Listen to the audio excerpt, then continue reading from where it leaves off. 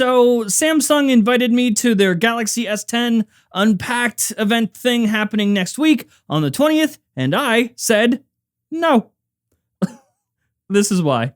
Want daily tech news in a way that doesn't suck? Of course you do. Hit that subscribe button and turn on notifications so you don't miss the next episode. Yo, what's going on, guys? Welcome back to Front Page Tech. Of course, show that gives you all this tech news. One geek, that is me. That is you. Hey, I learned something new today. I learned that the word Colgate, you know, like the toothpaste Colgate, the word itself translates to something special in Spanish. Any guesses? As to, here, I'll give you some choices. You can guess. Go ahead. Go hang yourself. The answer is go hang yourself. Colgate in Spanish. Go hang yourself. All right. Happy Tuesday. All right, so story numero uno. If you missed this one last week, we're going to tell you now. Yeah, always keeping you up to date. Fresh news source right here. If you would like, you can now unsend Facebook messages in Messenger. Last year, at some point, we talked about how Mark Zuckerberg was able to unsend his messages that he was sending out.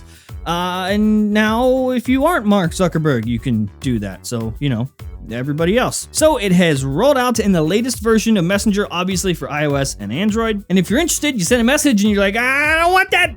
All you have to do is once the message is sent, go ahead and tap on the message in the conversation and select remove.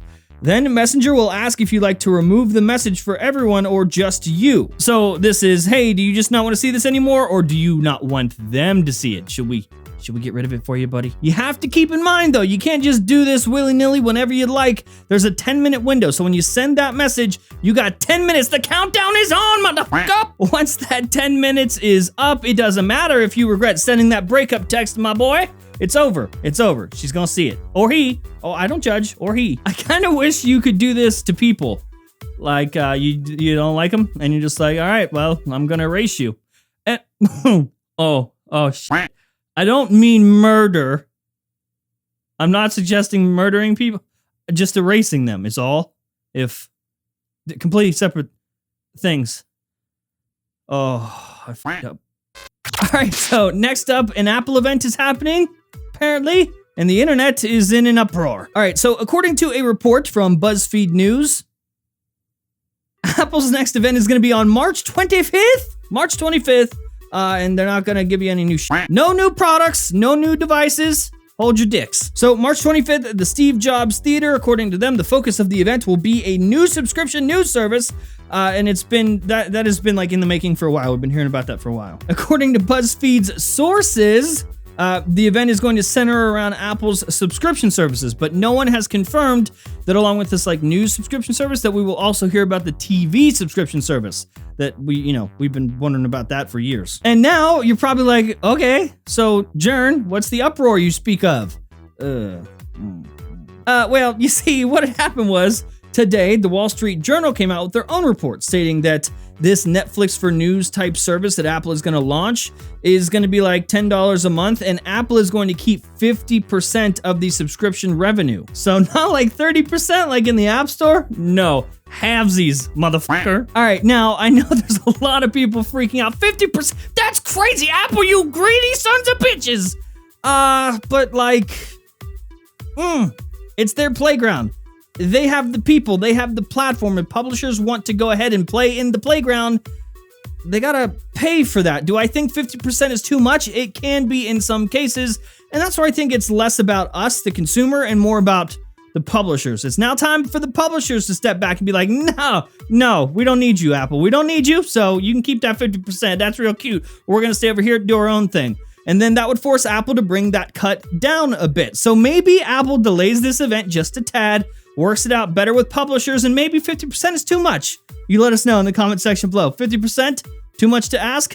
Tell Tim Cook. I'm sure he's watching. All right, now the Samsung event. If you remember at the beginning of the episode, I told you that Samsung invited us to the event, Front Page Tech. They invited us to go. We got the email sometime last week. The event obviously next week on the 20th, and we said no, for a few reasons. Well, we don't travel, like, at all. We hate traveling. I hate traveling. Number two, we turned down every event. Like, if you remember, we turned down the Pixel 3 event as well. But number three, also,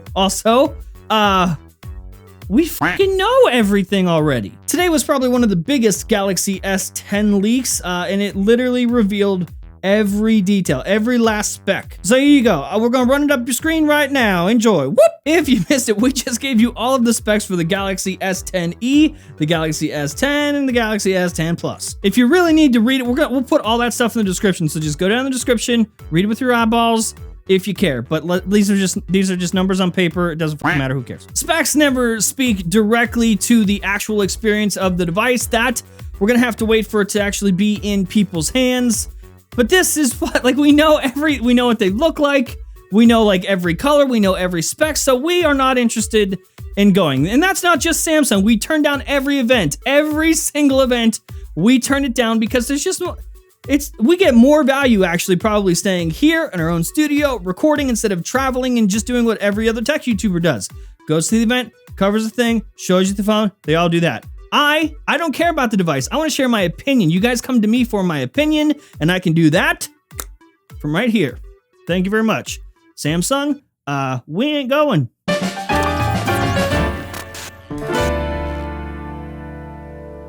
In 2019, online data privacy is one of the most important things in our daily lives, and VPNs like Hotspot Shield are leading us into battle. Hotspot Shield is not only one of the leading, but is also one of our favorite VPNs in the world when it comes to protecting your privacy. Every kilobyte of data sent through their vast network of servers is encrypted, and not even Hotspot Shield themselves stores your information. They've got over 30 patents for a unique proprietary VPN transport protocol that optimizes multiple server connections that are stronger and faster over long distances. No IP logging, no data location, no browsing history. All of your data stays your data and out of the grimy hands of the hackers, prying corporations, and of course, social media. So what are you waiting for? Put on your shiny suit of online data privacy armor that is Hotspot Shield. It's time to gear up, do your part, and join the over 650 million